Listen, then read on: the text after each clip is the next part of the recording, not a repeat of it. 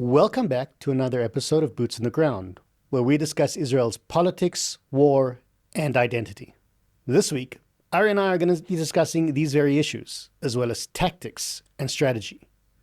But before we start, I want to thank our partners at Jerusalem Media Group and our sponsors, BeThereIsrael.com. Be There Israel provides live video streaming and production for events here in Israel, so even if you can't be there in person, you can always be part of the event. And as always, please like, share, subscribe, and comment. Now let's get on with the show. Ari, how are you? I'm doing well, Shaun. Thank you for asking. Good. I want to start by describing an event that took place very recently in Khan Yunis in Gaza. Okay. In the early hours of the morning, a Hamas terrorist cell of about 20 well-armed terrorists snuck out of a tunnel and an entrance at the very close to an IDF outpost in Khan Yunis. They managed to creep very close to the base, and they were spotted by an alert IDF unit of the Haruf battalion, which you and I are very familiar with. That's where I served in my regular army service, so it's my boys making me proud. Absolutely. So I serve with a number of the Haruf battalion guys right now. So a number of Hamas terrorists, at least 20 of them, managed to sneak very close to this outpost manned by Haruf soldiers.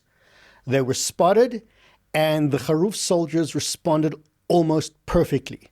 They were alert, they opened fire, they maneuvered, they completely obliterated this terrorist squad, this well-armed terrorist squad that was later found to have heavy machine guns and RPGs.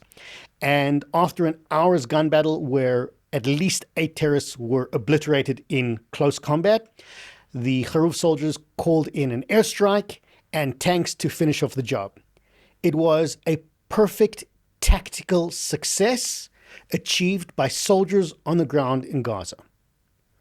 Well done to the IDF, an excellent tactical victory. And well done for Haruf. And to Haruf. And that is where I want to start, because I think that is the problem. That we win is the problem? Not that we win the problem, that we are achieving excellent tactical successes. You can expand on that, but with our tactical successes, we're yet to achieve a strategic success. So you're getting at the same point that we spoke about in the last episode, which was the disconnect between the soldiers on the ground and the field command and the senior military leadership, where at every encounter with the enemy, the IDF is victorious. Tactically, we're winning in every battle. Yet the senior leadership has yet to translate all of those victories into a strategic victory. And that's what you're getting at, is pointing out this disconnect. So yes, Haruf, go boys, were outstandingly successful this morning or yesterday, whenever it was, on the field of battle. But there was no senior commander that then took that victory and now used it to follow through and put it to something bigger. In Khan Yunis, that outpost is probably still in the exact same place. It wasn't moved forward. It wasn't used to be the stepping off point, a victory that presented itself, that wasn't planned. It wasn't like we planned them to attack us and we won. It was a victory that presented itself, wasn't then used to now step off from there to do something bigger. It's, again, a lack of vision at the senior level. I agree with you, and I'm going to take it even to a more extreme, that I'm losing faith in a lot of what the IDF senior leadership can and has done. Because for the past months, almost for the last 2 years, we've been hearing about dozens, if not hundreds, of Hamas terrorists that are being killed. Entire brigades are being obliterated, and we're taking over 70% of Gaza, 65%, 78%, all these numbers that are being thrown around. And Khan Yunis is part of that 70% of Gaza that we've conquered and we controlled. Right. And we've been told that, that we've wiped out their command structure and their control. But here we have a situation where at least a dozen well-armed, well-organized Hamas soldiers had enough intelligence, foresight, equipment, and planning to get very close to an IDF base that is just sitting there. So, with all due respect to our strategic commanders and our leadership, Hamas is not as defeated as you tell us you are. They are. And I don't care if you control 70% of Gaza, 60%. If you don't have effective control to the point that the enemy cannot do anything, the numbers are irrelevant. 60%, I don't care. If they can organize, your control is meaningless. Well, you're looking at, I think what you're trying to say, though, is that you're pointing out that in politics, everything's shades of gray, right? In politics, the gray area is where politics exists. Very rarely is politics black or white. Whereas in military terms, strategy, you're winning or you either win or you lose. There's black and white. Either we're victorious and we've defeated Hamas, or we failed and we didn't defeat them, or we're in the process of achieving one of those. So the reality is on the ground is that we've been in the process of defeating Hamas now for almost 2 years, and in about a month and a half, we'll be at about 2 years, where all along the politicians are saying we're on the verge of beating them. We're almost there. We're just a little bit longer. Where we're looking at it from our perspective on the ground, this is something we could have, should have, and needed to have finished a year and a half ago. Why are we still playing the silly game of cat and mouse with them? Why are we not just defeating them? We see it from a tactical perspective as a problem. We know how to solve it, and there's no reason that we're not solving it. And we're being presented as this, there's this other deeper layer on a strategic level, and we're almost there, and we're looking like that's all nice and real, but that's not reality. I'll give you another example. Up until now, during Gideon's Chariots round 1, there was talk, I'm willing to say this now, I wouldn't have said it in a previous episode, I wanted to, but during Gideon's Chariots, there were talk about 5 divisions operating in Gaza, right? Little secret, 5 divisions were not operating in Gaza. There were 5 divisional commands operating in Gaza. There were 5 divisional commanders, but there wasn't a single full division. Full divisions are multiple brigades. All of those 5 divisions each had one or a little less than one brigade under their command. So you had 5 brigades. Now, for our listeners who don't realize the difference, a brigade is 500-600 combat soldiers. A division is 15,000. There's a little bit of a difference in size and scope, and therefore what you're capable of doing. So the politicians can talk in these lofty words. The senior military commanders, in the end of the day, they're politicians, unfortunately. They're talking in these big lofty terms to make everything sound good and, reassure the public. But people like you and I, we're the guys on the ground. You can't pull one over my eyes. When you say 5 divisions, and I look around, I'm like, wait a minute. If you had 5 divisions, that means you need to have at least one of these 7 brigades called up. And all of my friends who serve in all of them, none of them are called up. We're not called up. Who's fulfilling these 5 divisions? Then you start asking around and you realize it's not really 5 divisions. You're looking at Khan Yunis now, where Haruv was and Abra was operating, and they had this great tactical success, but in the meantime we're being told the Hamas brigade of Khan Yunis was decimated, their commanders are killed, we've beat them, we destroyed them, but here they put together an operation which for them, even though they were all murdered, it was a huge success. They pulled off a coordinated assault of multiple terrorists at the same time, multiple enemy soldiers. That's a huge success for them. Their death is irrelevant on their end. And in the end, we're saying that we beat them in Khan Yunis, but here they are. We didn't really beat them. So it's all a matter of political and marketing gray area nonsense. And you're talking to a bunch of people like you and I who we know what's really going on and see the truth. And that's a disconnect that's happening at every level. So, and to extrapolate it out, I don't think it's serving a good political purpose, but it's serving a reality that Israel's in, where I don't think the Israeli public is at a place where really it says it wants to achieve victory, but I don't think it is really willing to pay the financial, political, we call it, what's it called again? War and treasure, blood and treasure.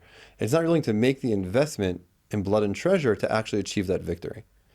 Because yes, victory in Gaza means that there's going to be a lot more reserve duty for a lot more people like you and I. Soldiers are going to die and get injured in the process. And Israel as a society, I don't think they're really ready to make that investment just yet.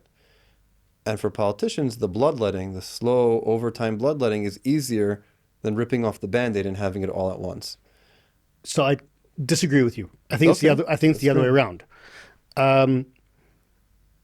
Israeli society has been paying that price, and we're willing to do it. The average reservist, like you and I, we've spent more time in uniform and on the different borders than we have with our families over the last 2 years. Correct. That is a huge price. We have lost friends. Our jobs are suffering. Entire things are closing down because there is nothing to do. And as much as the army says, oh, we will try and pay for you and everything else, it's not happening. I'll give you an example of a friend of mine, one of my soldiers, who his business has collapsed because he is a hairdresser. Yes, I know people wouldn't imagine that in an IDF combat unit, there's a guy in my unit, one of my soldiers is a hairdresser. At the beginning of just before the beginning of That the war, explains why your hair always looks so much better when you're in reserve duty. absolutely. Before the war, he proudly opened his salon. And it was him and two other guys that opened the store. And they got clientele. And then he was away for 6 months on reserve duty. Now, the Army does a wonderful calculation to pay him back. It works out more or less that you get whatever you earned over the 3 months prior to reserve duty, plus an average of what you earned of the same time last year. That is the average salary the Army will pay you back via Social Security. That's great. But he just opened a new business, so the entire calculation didn't properly affect him. And he lost his first 6 months of revenue. So there's not much he can do. Now, a guy who opens a hair salon, much of his clientele are returning clientele. He needs loyalty. He needs people to come back. Consistency. And if he's not there, And he's not there. Exactly. You can go to another hairdresser. So he proudly opened up a new hair salon and he had to close because he has no clientele. And the Army says, look, I'm sorry, we tried. But there are thousands of stories like him. Imagine a plumber. A plumber is away for 6 months. He's going to lose his clientele. People are not necessarily loyal to their plumber because there are others. What's going to happen to when you have them? a stuffed toilet, you're not waiting 6 months for Right. Moshe to come unstuff it. Exactly. So you talk about paying in treasure. We're paying huge amounts in treasure. And we've all seen our friends and our relatives who are getting buried. So we're paying the price day in and day out. The problem is we're not seeing the fruits of our labor. We're nearly 2 years in. I don't want to hear stories about Hamas is nearly destroyed and they're almost there. Honestly, I want to see flattened parts of Gaza and Hamas terrorists in white flags. That is what I need to see. And if it means spending more time in reserve duty, me and my colleagues will do that. But don't put us on a border and say, just wait, we're trying to come up with a strategic... Yeah, great, you're achieving tactical advantages, but stop just in case. And the people who are stopping and holding us back are at the higher ends. They're the ones who are not willing to pay the price because they're the ones who pay the political price of failure. Okay, so I think we digressed a little bit into a separate thing. I think one thing you're pointing out, I'm gonna have to do with one point you made was that when I refer to Israeli society, I don't think the reservists, we make up less than 1% of the population in the end of the day. In the biggest estimates, combat soldiers make up less than 1% of the Israeli population. And it's a self-selecting group of people that already at a young age were willing to sacrifice their own physical, emotional, academic well-being to serve the greater good. And as the years go by, that self-selecting group gets even more self-selecting because as you get older, that price that you're paying personally keeps going up. So for you and I to extrapolate from the people that we serve within the reserves onto the rest of Israeli society, it's an argument I have with people all the time. It's a little disingenuous. In the end of the day, we're always going to be willing to pay a higher price from our own personal interest than the rest of society. That's just reality because we're already paying a higher price than everyone else, no matter what. Just putting on the uniform and going to reserves already means the price we paid is higher. Before we get into financial losses and war and friends and injuries and other problems. Just the fact that we're serving, we're already part of a much smaller group of society that's already paying a higher price. Okay. So when I'm saying Israeli, I'm talking about the greater Israeli society. I'm talking about the guy now who's inconvenienced for his coffee in the morning in Tel Aviv because the barista is short-staffed, or he goes to work, he has to work a little harder to cover for the 3 guys that are in reserve duty. That's the part of the Israeli society I'm talking about, and that's 98% of the population, as opposed to the 1 to 2% that serve. That as combat. That's just the reality we're in. So that's one little thing that I think that you missed my point on for a minute. But again, we're talking about that there's a disconnect. We pay a specific price. We pay a personal price. We don't pay a political price. You and I aren't being put up for an election. We're not being elected to go serve our people. We've already made the sacrifice. The senior leadership recognizes they have to go to the ballot box once every 3 weeks, once every 6 months, halavai once every 4 years. And the senior military leadership, as much as they're unelected, they all go into politics afterwards. They're all going to be answerable to the public, and they're all going to have to be reelected. They're looking at it as what's the price I have to pay in an election, either the next election or the election after that in the future. The idea being is that they're answering to the 98%, not the 1 to 2%.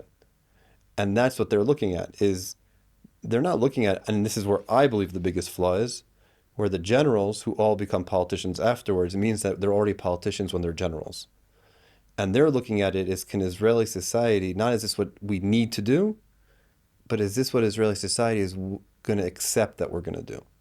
And that's where I think the biggest disconnect between the field soldier, the people on the ground, the field commanders, and the senior military leadership, that's where the biggest disconnect exists. And I don't think that that's going to be solved in the near future until they start recognizing that their failures and their continued failures, because we can look at it and say, you know what? The person who can investigate October 7th doesn't exist. No one is clean on October 7th, politically, militarily, including myself, including you. We hold some level of responsibility. Less than others, but in the end of the day, I personally didn't see the reality of October 7th. I didn't predict it either. I didn't see it happen, and I made mistakes on that day of where and what I decided, what I chose, and the decisions I've made. To compare the mistakes I made to the military chief of staff, not even close. But in the end of the day, we can go back 20 years. There's not a single person who doesn't hold some level of responsibility. So let's put everything up to October 7th on the side. But what about from October 7th to today? That same senior leadership that failed on October 7th, they've been continuing to fail consistently from October 7th till today.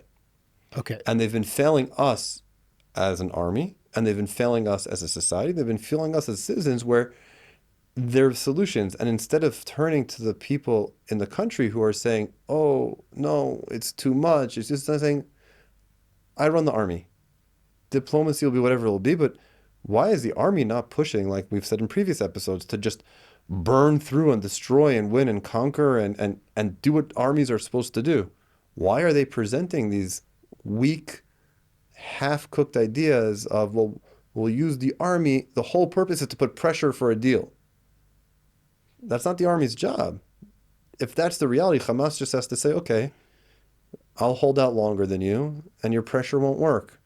Right. So you've said a lot to unpack, so I'm going to start backwards.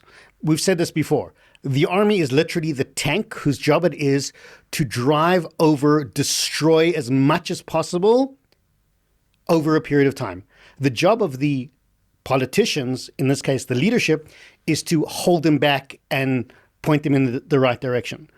We're in an absurd situation where the government is saying go, go, go, go, go, and the army is saying, well, we're not sure, we should hold off. That's ridiculous. It's backwards. It's completely backwards. And going back to how we started, by the way, when we said that tactically speaking, boots on the ground, the soldiers, Haruv and everyone else, they're achieving incredible success. And the guys on the ground, from the privates to the sergeants to the lieutenants, all the way up to the commanders in the field, higher up commanders, are tactically winning. Strategically, you said the generals, they're failing. And it's no surprise, unfortunately, it makes sense that these same generals who have failed for 20 years to achieve strategic victory, they're the ones who become the politicians, and they fail upwards as politicians as well. And it's no surprise that the more senior the commander, over the last 15 years, they've wound up, more often than not, in the center or the left-wing camp.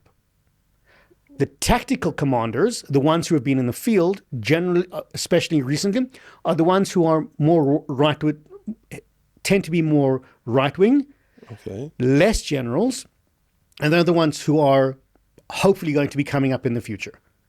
But senior generals, almost every single chief of staff over the last 25 years has been a left-wing candidate. Correct.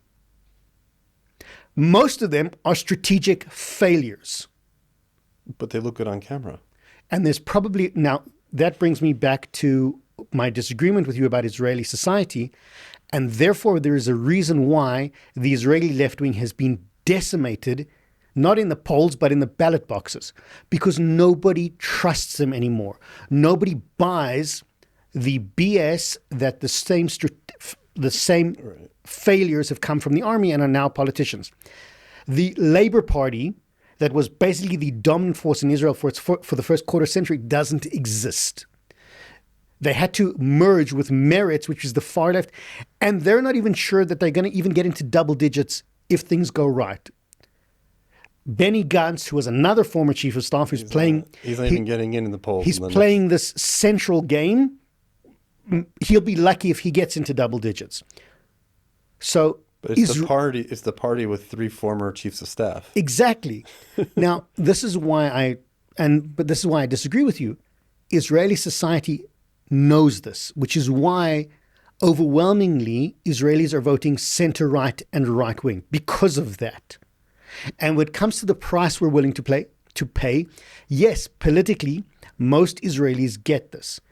And for the first time in a very long time, yes, I'm actually experiencing a lot of people who, yeah, you know what? They are inconvenienced by the fact that they have to pick up the slack because guys in their department are no longer there or they're in reserve duty, so they need to work a little bit harder. Yes, you know, the average barista is not there anymore because he's serving, so your coffee might take a little bit longer, or it's not going to be as good as the guy who's supposed to be there. Or my regular hairdresser is out, so I have to go to somebody else.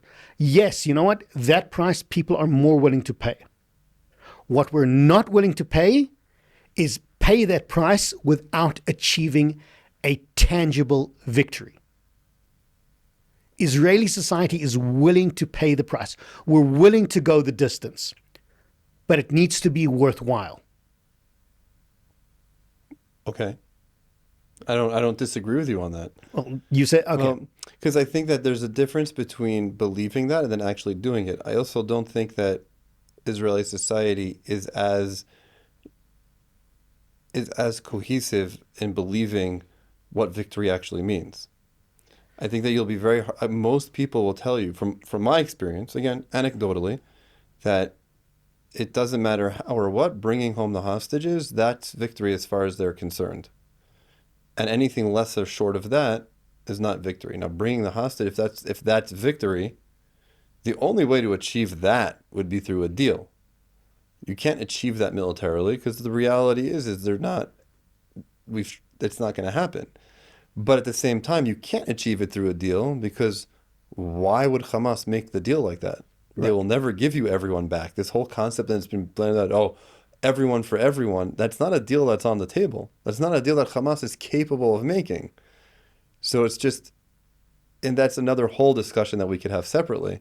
But I think that what and how victory looks like is very different for different parts of Israeli society. And what people are willing to sacrifice for what kind of victory, I think, changes. But again, let's try and get back on track for a minute. I think that if we're talking about what it is that as a society, what is as a people that we're willing to sacrifice, I think the last almost 2 years has proven that we're willing to forego a lot where our leadership is very scared to forego anything. They're afraid to take a chance. They're afraid to actually take a real risk, and they're afraid of actual victory. And we've discussed this in the past. Victory means responsibility, and they're afraid of that. So they'll achieve almost victory, and they'll always have someone else to blame of why they didn't go the whole distance to achieve victory, and then they'll get by and get elected again until there's someone else that comes up and holds the mirror up and says, no, it's time to change. It's time to change the script of not winning. We've been not winning for long enough, and it's not just in this war. We've been not winning for the past 20 years. It's time to change that. Right. So like as always, there's a lot to speak about there. First and foremost, yes, we do need a major change up in the way Israeli politics is heading, because our leadership is dismal at best. But that's another story.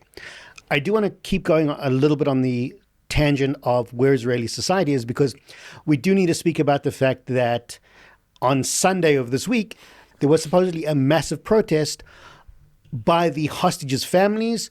The numbers are stupid. There is anything from 200,000 to 500,000 to 1 million people turned up to protest or strike on behalf of the hostages. It's ridiculous. I don't understand the point of it. Because why? Why would you go on strike or block streets in Israel on behalf of the protesters, on behalf of the families of the hostages? Are you trying to raise awareness? I don't think there is a single Israeli, there is not a single Israeli, and there's probably not a single Jew in the world who isn't aware of the hostages and doesn't know most of the hostages by picture and name. So what awareness are you trying to raise? I think that the point, I don't think it's trying to raise awareness at this point. I believe, at least from the people I spoke to, that they're trying to pressure the Israeli government, which they feel is not willing to make a deal to bring the hostages home. And the idea is to pressure the government, because when you protest inside Israel and you make Israelis' lives miserable, your protest is aimed at Israeli leadership. Your protest is aimed at making everyone's life miserable, so they put pressure on their elected representatives to pressure the government to make the decision that they're obviously protesting for, which, as they've said, is to make a deal with Hamas, is to capitulate, surrender to Hamas, and make a deal. The only problem is everyone from Steve Witkoff from the American administration to Barnea, who was or is the head of the Shabak, to Netanyahu himself, to Dermer, everyone has said there's no deal on the table to be made. Hamas is the one that's not willing to make a deal. So you can pressure the Israeli side all you want. They're not the ones holding up a deal. It's Hamas that's not willing to make a deal. So I think that the reality is they're trying to pressure the government, but in reality, this has nothing to do with hostages, and this has nothing to do with a deal. It has to do with the continuation of the protests from before the war, which are purely and just to bring down the government.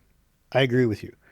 And in my opinion, Sunday was a major turning point in the protest movement and in the hostage movement, because what I saw it achieving was the exact opposite of what it meant to achieve. Exactly. But it has done Israel a wonderful service, because for the very first time, you had average Israelis who were seeing protesters with yellow flags blocking the street, and they weren't supporting them. There was some understanding, but they were annoyed. Soldiers on the front lines couldn't get home because 10 protesters were blocking the highways. Well, myself included, by us, our entire battalion changed the day where we replace ourselves. Some people go to vacation, some people come home for a couple of days. Normally we do that on Sundays, which means people have to be all the way up. I'm currently stationed on the northern border. They'd have to be there by 10 o'clock in the morning. So for me, when I live in Yerushalayim, that means I have to leave my house at 6:30 in the morning. And guys who live further south have to leave earlier to get there on time. With all the protests scheduled, it would have been impossible for anyone to get there at 10 o'clock in the morning. So we delayed refreshing our troops by a full day till Monday, when we wouldn't have to worry about that. So guys, that it sounds like no big deal. Oh, it's just one more day. But when you're at the end of a block of time and you've had in your head, okay, in 2 weeks, now a week and a half, everything goes by. For me, it was less of a big deal. But there are guys that have plans already. There's students that like, okay, so I delayed a test, or the hairdresser that delayed all his appointments till that day when he's coming home. Or just to be home to see your kids because it's summer vacation. Exactly. 24 hours is huge. And then in the end of the day, it's not even a large amount of people. They're saying they represent this huge group. It's not even 10 people. Right.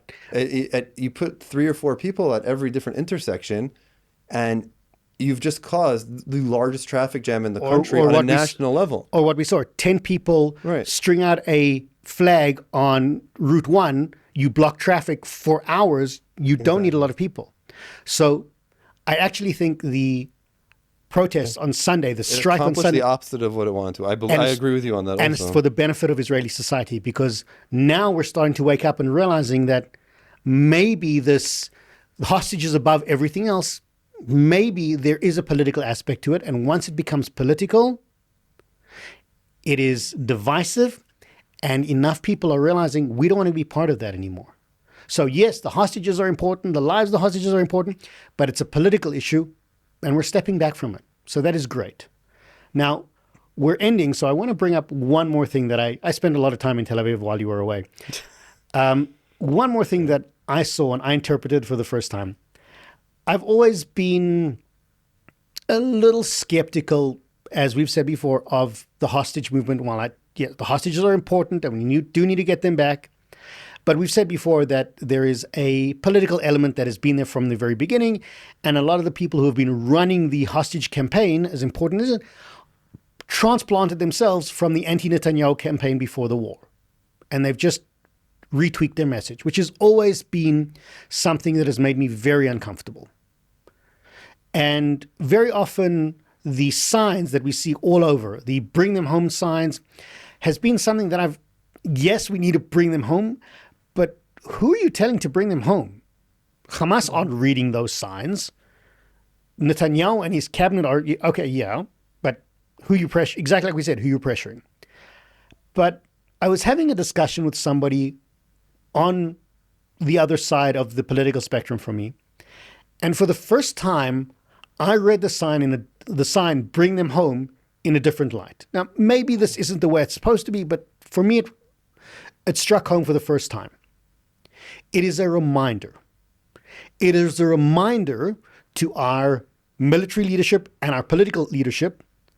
October 7th was your screw up, the greatest screw up since the Holocaust, the greatest military failure in Israel's history. You are the people that need to own that failure. And bring them home is their reminder every single day. Until this is fixed, you are responsible for fixing it and putting it right, and responsible every day and every second and every minute for that screw up. You need to take ownership for that. Stop playing games with our lives. Bring them home. End this war. Defeat Hamas and bring them home.